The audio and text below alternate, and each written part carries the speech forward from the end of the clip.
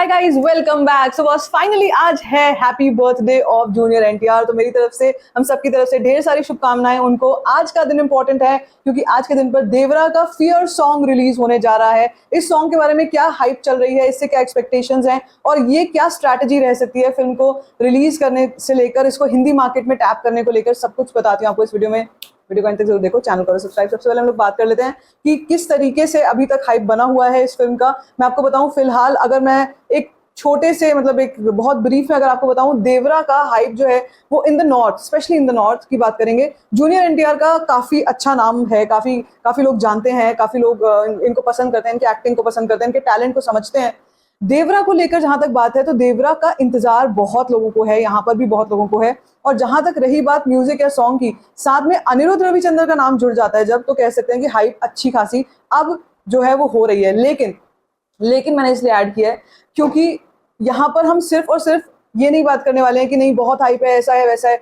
North में लोग just wait करते हैं कि कोई ऐसा चार्टबस्टर सॉन्ग सुनने को मिले, कुछ ऐसा पता चले कि भाई फिल्म सुन के या कहानी सुन के या कुछ म्यूजिक सुन के मजा आया, उससे कनेक्ट करते हैं। और मेरे ख्याल से ये बहुत बढ़िया स्ट्रैटेजी है मेकर्स की to tap the market in the Hindi belt, specially in the Hindi belt. देखो साउथ में तो कोई डाउट ही नहीं है कि उनको उनके जैसा कोई एक्टर है या उनकी कोई फैंडम में कोई कमी है या कुछ है।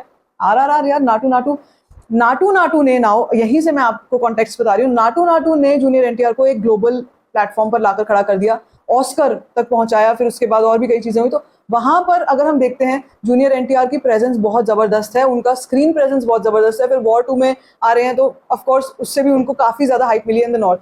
लेकिन सब जस्ट इंतजार कर रहे हैं। कम्स टू देवरा को लेकर के लोगों को एक्चुअली वेट है कि किस तरीके से उसको प्रेजेंट किया जाएगा, इसका म्यूजिक कैसा होगा, क्या फुट थम्पिंग होगा नहीं होगा, लोगों को याद रखने वाला म्यूजिक होगा नहीं होगा। तब जाकर आप कह सकते हो कि स्लोली एंड ग्रेजुअली ये मार्केट जो है वो पिकअप करेगी।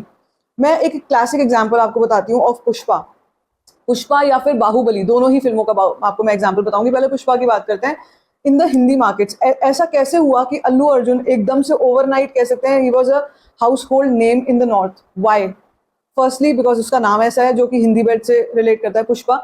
दूसरा ये कि जब म्यूजिक आया था ना पुष्पा 1 का, जब म्यूजिक आया था, लोगों को वो म्यूजिक श्रीवल्ली सॉन्ग था या भागो भागो बकरे था, उस सॉन्ग से लोग बहुत ज्यादा कनेक्ट कर गए, उनको बहुत पसंद आया। प्लस वॉइस ओवर था मुंबईया, थोड़ा सा उसका जो स्टाइल था, बोलने का स्टाइल था, श्रेयस तल पड़ेगा, वो उन्होंने टैप करने की कोशिश की। यहाँ पर पुष्पा 2 के केस में भी वो यही कर रहे हैं कि सॉन्ग बहुत जल्दी रिलीज कर दिया। फिल्म तो अभी 15 अगस्त को आएगी, लेकिन सॉन्ग रिलीज कर दिया। सॉन्ग से क्या हो जाता है कि मार्केट बिल्डअप होनी शुरू हो जाती है। और यही देवरा के मेकर्स ने भी मास्टर स्ट्रोक खेला है कि मार्केट को उठाना है, अगर मार्केट में अपनी पहचान बनानी है तो म्यूजिक के थ्रू करनी पड़ेगी वो।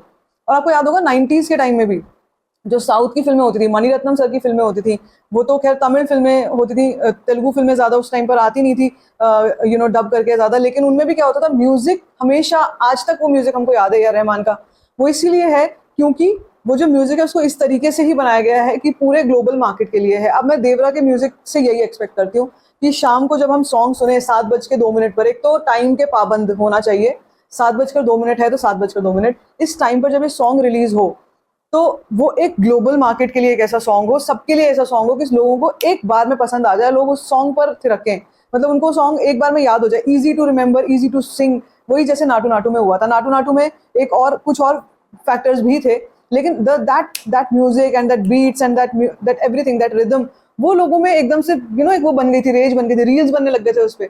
अब यहाँ पर हम अगर अनिरुद्ध की बात करते हैं, अनिरुद्ध ऑलरेडी जवान के थ्रू काफी नॉर्थ में बहुत बड़ा नाम बन चुके हैं, बहुत बड़ा नाम बन चुके हैं। उससे पहले भी उनके बहुत सारे म्यूजिक है जो लोगों को याद है, लोगों ने प्रॉबेबली उस पर डांस भी किया होगा। लेकिन अनिरुद्ध का नाम एज अ ब्रांड ये आफ्टर जवान ही हुआ।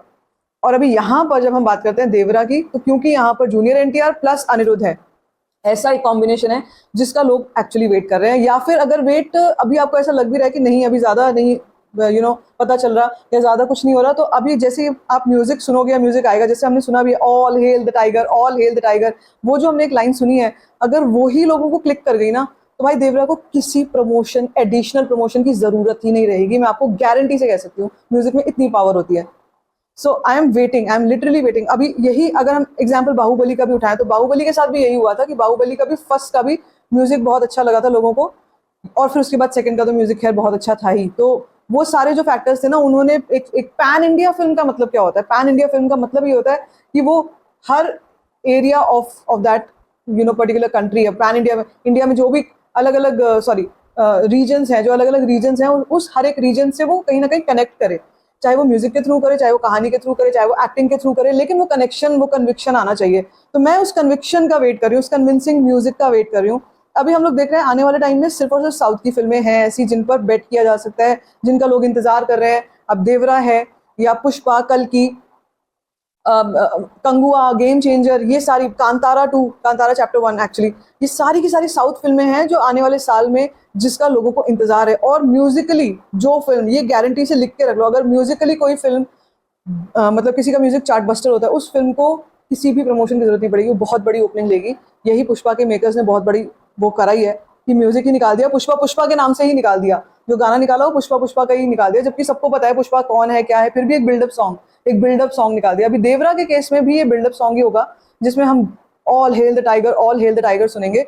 So apart from what the story is saying, what the visuals are doing, the music has to relate, music होना चाहिए ऐसा। तो आई एम लिटरली वेटिंग, अभी ये डिपस्टिक टेस्ट होने वाला है, ये काफी टेस्टिंग होने वाला है कि शाम को क्या सुनाई देता है हमारे को। और मुझे गारंटी से पता है कि अनिरुद्ध रविचंद्र कोई सब स्टैंडर्ड काम नहीं करते हैं, वो हमेशा काम करते हैं तो बहुत कमाल का काम होता है उनका। I am just waiting for that कमाल का धमाल, सो दैट इवनिंग में जब गाना आए सुबह तक चार्ट बस्टर बन जाए। आई एम वेटिंग फॉर दैट। बाकी आपको क्या कुछ लगता है, आपको इस सब पे क्या कहना है जो मैंने आपको एनालिसिस बताई है अभी, एंड म्यूजिकली आपको क्या लगता है देवरा क्या कुछ कर सकती है? Let me know in the comment section. बाकी if you like this video, give it a thumbs up, don't forget to share it, and don't forget to subscribe to my channel. Just also find share.